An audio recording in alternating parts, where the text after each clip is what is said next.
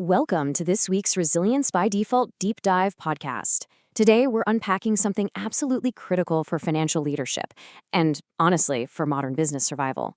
We're going to take a really close look at the Bank of England's latest posture on resolvability, specifically through the lens of a recent, highly influential speech by Ruth Smith from UK Finance. Okay, let's dive right into this explainer of Turi's article. Here's a quick look at our agenda. We've got 5 key stops today. 1. Real-world lessons and resolvability. 2. Aligning with resilience by default. 3. Identifying the critical gaps. 4. The cross-sector system discipline. And finally, number 5, preparing for future assessments. Let's get moving.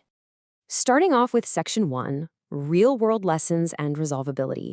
We really need to ground ourselves in reality here and look at exactly why resolvability has become such an urgent leadership discipline. We aren't talking about theoretical whiteboard exercises anymore. Terry's article highlights how real-world stress events, like SVB and Credit Suisse, have clearly shaped the UK's thoughtful step forward here. The Bank of England isn't just, updating a rulebook for the sake of it. They're reacting to the brutal speed at which modern financial institutions can unravel. When confidence just evaporates and a digital bank run happens, those old paradigms, they literally fall apart. So this shift toward a sturdy, outcomes-based resolution regime is just a pragmatic response to the harsh realities we've all witnessed recently. And this perfectly illustrates the benchmark set by Ruth Smith's speech, proving that firms absolutely must treat testing as a realistic leadership discipline rather than just a box-ticking compliance exercise. The new standard is time-bound, end-to-end, dynamic testing. It means your testing cannot just be a static document sitting on a dusty shelf somewhere. It has to simulate the absolute chaos of a real crisis to see if the organization can genuinely recover. Moving right along to Section 2, Aligning with Resilience by Default. What's really fascinating here is how the resolvability assessment framework aligns with our core philosophy. When the regulators start speaking our language, it's definitely time to pay very close attention. Terry's article praises 3 welcome signals: shifting towards measurable outcomes, demanding dynamic testing, and ensuring boards and executives actually own the resolvability mandate. Step 1 shows us that resilience is not a checklist. It's about proving you can achieve a specific, repeatable outcome under immense stress. Step 2 reiterates that dynamic testing we were just talking about. But Step 3 is perhaps the most vital: senior leadership accountability. Resolvability has to be owned at the very top because, well, if it fails, the entire enterprise goes down with it. Which brings us to Section 3, identifying the critical gaps. While the direction of travel is largely positive, we still have some meaningful ground to cover. Terry's article makes it clear we are not at the finish line yet. There's really stark contrast in methodologies here. While the current framework relies heavily on episodic cycles, resilience by default requires continuous evidence loops and multi-scenario concurrency testing. I mean, think about it. A crisis doesn't wait around for your annual compliance audit, right? If your assurance is episodic, you're effectively flying blind for 364 days of the year. True resilience by default demands continuous behavioral metrics that give leadership a real-time pulse on their actual recovery capabilities. So Terry's article exposes a few specific critical blind spots. Take liquidity, for example. It's almost always the first domino to fall in every modern failure. Yet current frameworks often treat it as an afterthought rather than a behavioral, systemic, intraday dependency. We also see underplayed interdependency risks across cloud and FMIs, and crucially, cyber-systemic threats. Let's be honest with ourselves. The next major market shock is far more likely to be triggered by a propagating cyber attack than traditional credit deterioration. We simply have to widen our lens here. And widening our lens leads us straight into Section 4, the cross-sector system discipline.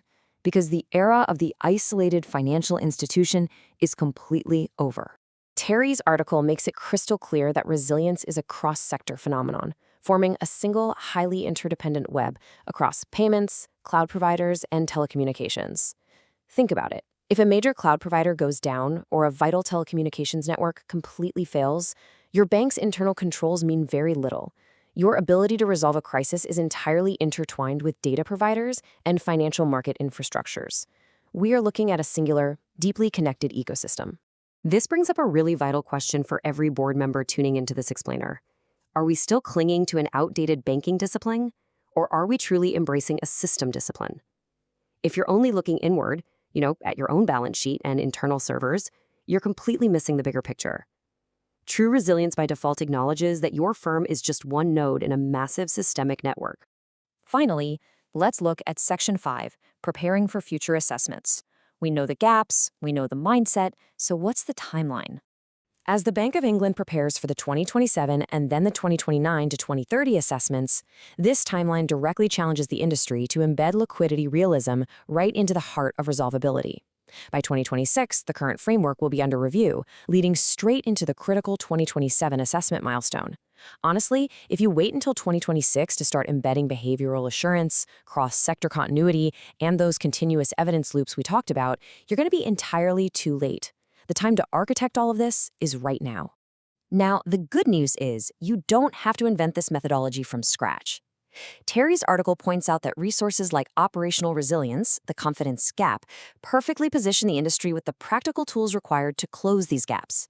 It provides the exact board-ready frameworks and sector-wide mapping needed to transition from basic compliance over to genuine operational hardiness for firms navigating this resilience journey.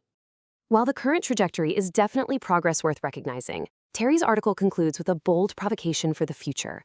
The regulator is becoming more agile and proportionate, which is fantastic for sure, but to truly safeguard the global financial system from cyber-systemic threats and sudden liquidity dry-ups, incremental tweaks just won't cut it. The next steps from both regulators and leadership boards must be significantly bolder. So, I will leave you with that thought. Will your firm be resilient by default when the next cross-sector shock hits? Are you truly prepared for an interdependent crisis? Podcasts released every Tuesday on Spotify and YouTube. Like, subscribe, and repost. It helps us build the channel and focus on what's important to you.